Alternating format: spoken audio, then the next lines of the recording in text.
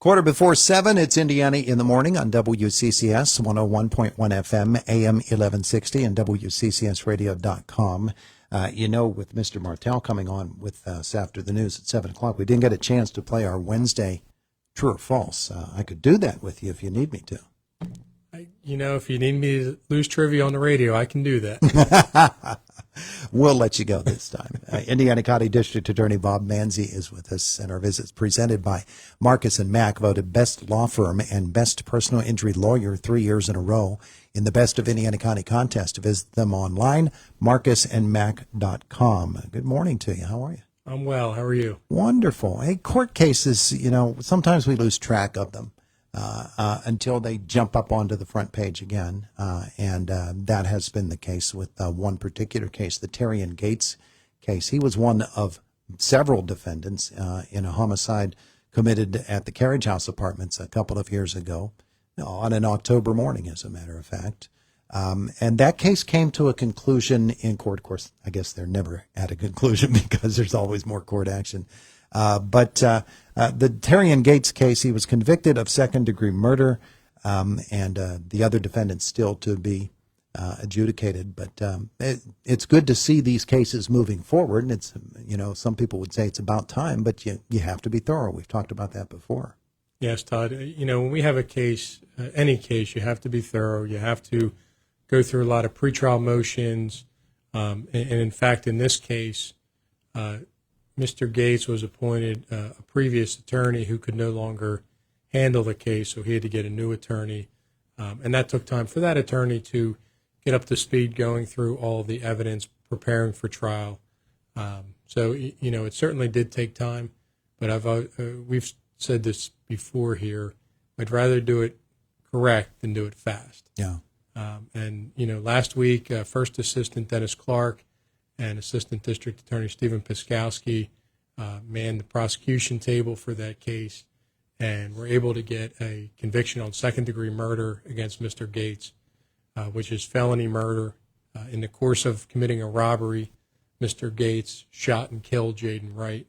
At sentencing in November, Mr. Gates will be sentenced to life without the possibility of parole, which I believe is the correct sentence.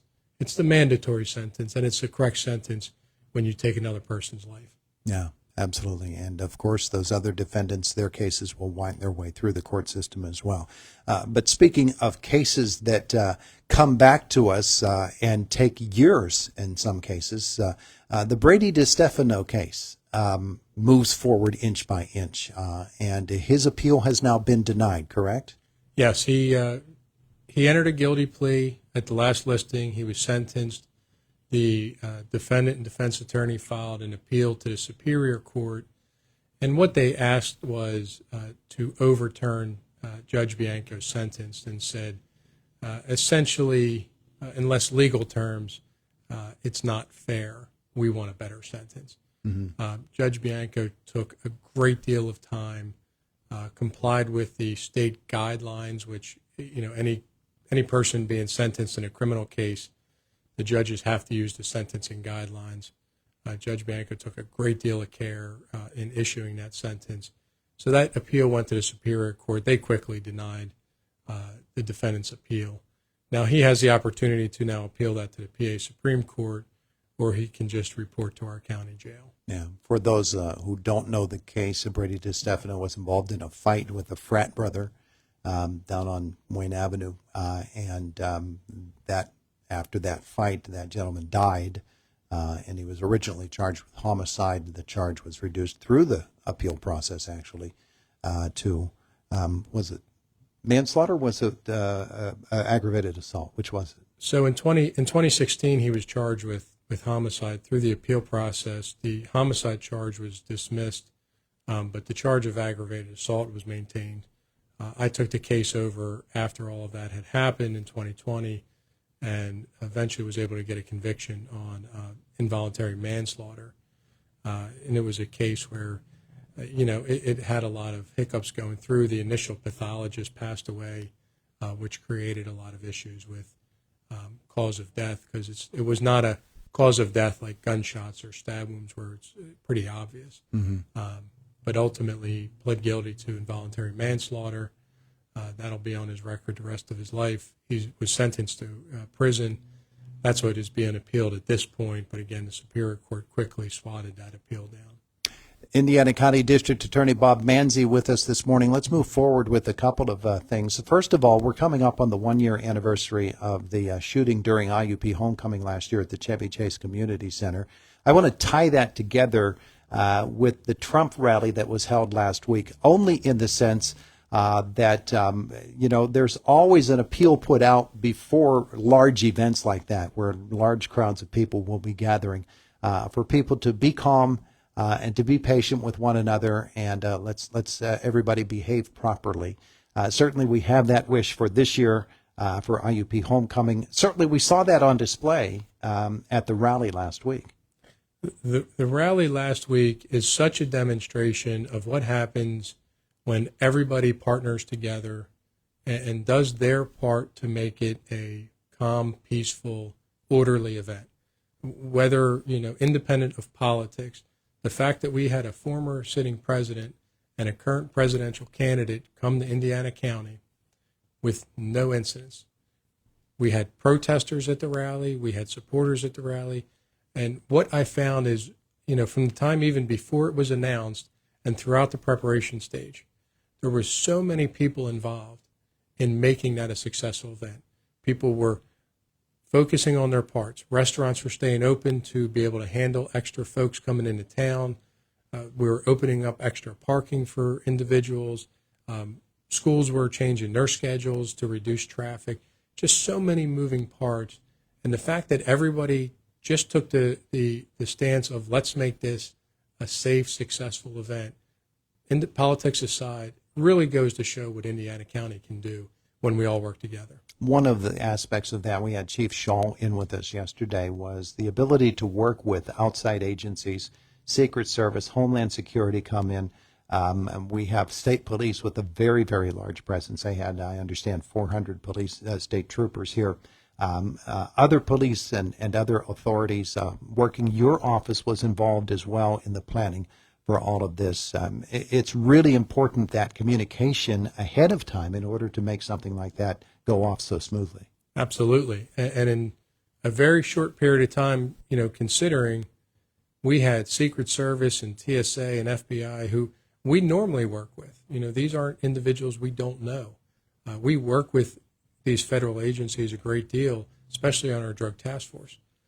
For all of these agencies, federal, state, local, to be able to put together the plan that we had and execute that plan without incident, address any issues that might have arisen, really goes to show the professional and thorough manner that our law enforcement takes their jobs and takes their assignments. Takes a ton of planning, though, doesn't it? And everybody has to remember what their assignment is. And I always say, my mother used to always tell us what her high school principal's favorite saying was, know your place and be there at all times. And that works in this case. Yeah, and that's exactly what it was. There was no single person that had to do everything.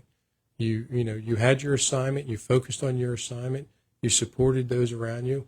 I had my assignments I was given. I focused on those assignments. I stayed out of the way of others.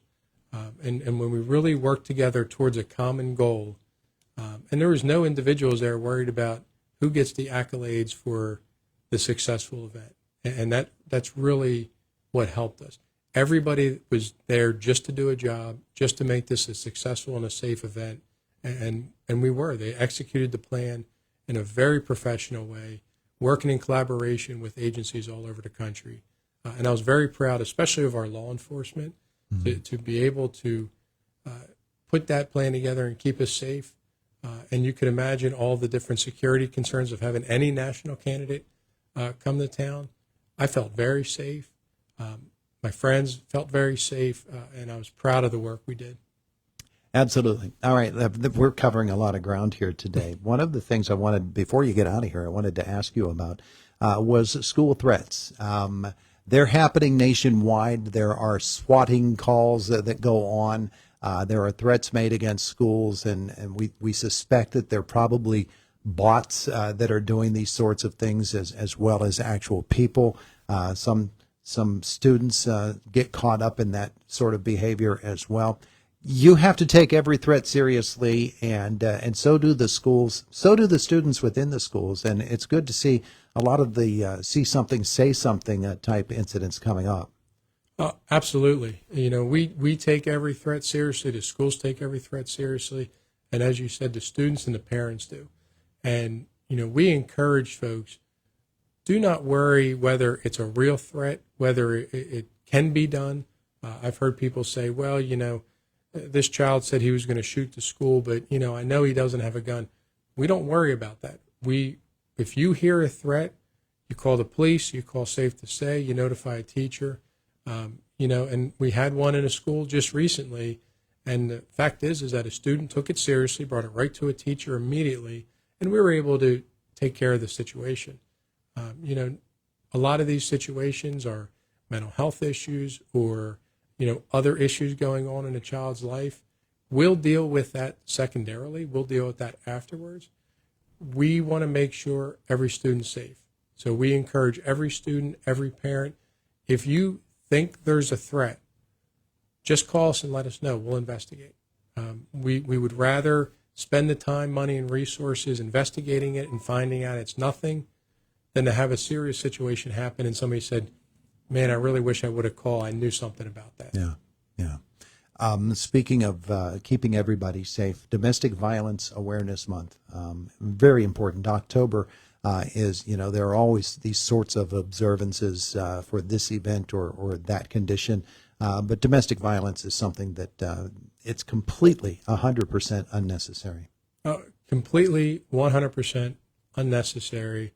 It's dangerous. Just over the weekend, we had shots fired at law enforcement, and it was a domestic violence situation. It's one of the most lethal situations in the criminal justice system. Fortunately, we have a lot of good advocates in the Alice Paul House, in my office, and other agencies across the county that want to help folks. It's very tough for some people to leave a domestic violence situation. There's a lot of psychology that goes behind that. We want to be able to support individuals to get out of those situations. We provide services to people who commit domestic violence because we want to address the situation. You know, we can't just lock them up for a month and believe it's going to go away. Yeah. We want to address the underlying drug and alcohol issue, anger issue, grief, whatever's going on underneath, to stop that from going on in the future. When we hear that something has happened and it makes radio news or newspaper news or whatever, we tend to think, okay, now that we're not talking about it anymore, it's not still happening, and there are no consequences for what did happen. But the consequences are very severe. The consequences are severe and they're very real. And we deal with domestic violence every day, and we're going to continue to address it seriously. Unfortunately, it's one of those things in life that I think will just always be there. But we need to work on it, because when we're helping one person today who commits domestic violence, the hope is that that's not something that's carried on by their children. If the children see, hey, mom or dad are assaulting people, that's what you should do, they're going to do it when they're older. So we try to address the issue for this generation and for the next. Very good. Very good. Happy homecoming weekend. I hope it's quiet for you. I hope it's quiet. We have a lot of folks coming into town. We have a lot of folks that are going to have a good time. They're going to go to our businesses. They're going to go to our restaurants. Hopefully the sun is shining, and it's an enjoyable time for everybody. I have some people I know from my IUP days that are coming back into town. I hope they enjoy a great weekend here. And again, if you see something going on, please contact law enforcement immediately. There's a very small handful of people that are going to do bad things.